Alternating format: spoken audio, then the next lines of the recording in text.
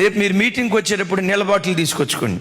మీ నీళ్ళ బాటిల్ కొరకు ప్రార్థన చేస్తాను. దేవుడు నాకు ఎంత కృపావరం ఇచ్చాడంటే నీళ్లను ద్రాక్షారసంగా మార్చే కృపావరం ఇచ్చాడు.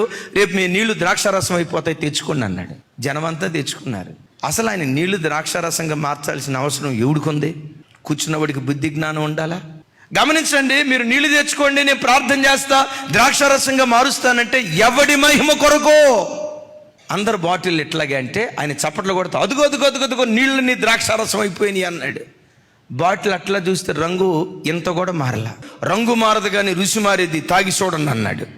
ఏళ్ళలో ఒకళ్ళిద్దరు తాగి ఇది అచ్చం ద్రాక్షారసం లాగా ఉందన్నారు. ఇద్దరు అన్నారు కానీ అందరూ అలా.